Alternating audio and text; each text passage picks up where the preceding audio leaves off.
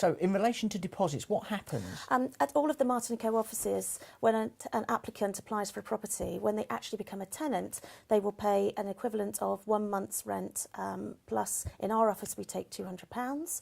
That will be in addition to 1 month's rent in advance. Some of the offices take 6 weeks and some of the offices take an equivalent to 2 months' rent. Okay. That's obviously in addition to the 1 month's rent in advance. Okay, and who actually gets the money? Me? No, unfortunately you don't. The deposit actually will be put with the custodial scheme.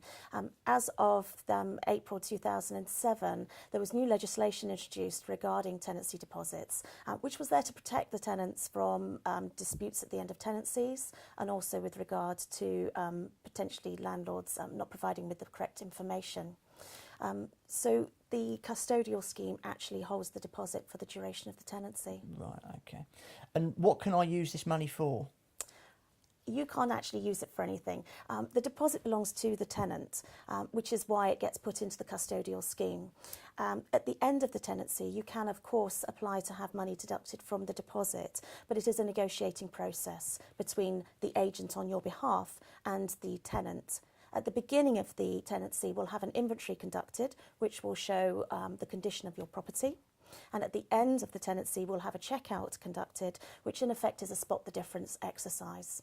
And it's from that we will decide what needs to be done to put the property back to the condition it was at the start. So who will decide how much things will cost? Well, there are two things. There's fair wear and tear, which is the landlord's responsibility, so general things such as decoration to keep your property up to date. Then there will also be damages and dilapidations, and that is actually the tenant's responsibility.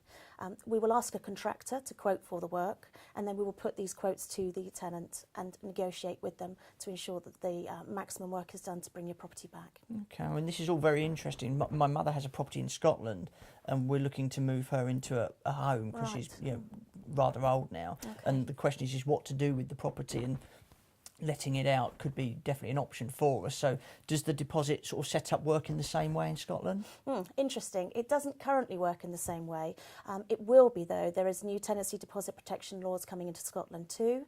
It was hoping to be introduced in 2011, but the first scheme is not ready to launch as yet. So we're thinking that it's actually going to be launching in early 2012. Okay. And it will be run in a very similar manner to the England and Wales scheme. But currently they run in the manner that we used to run our deposits in. But I think your mother letting a property would be a really good idea. Yeah, absolutely.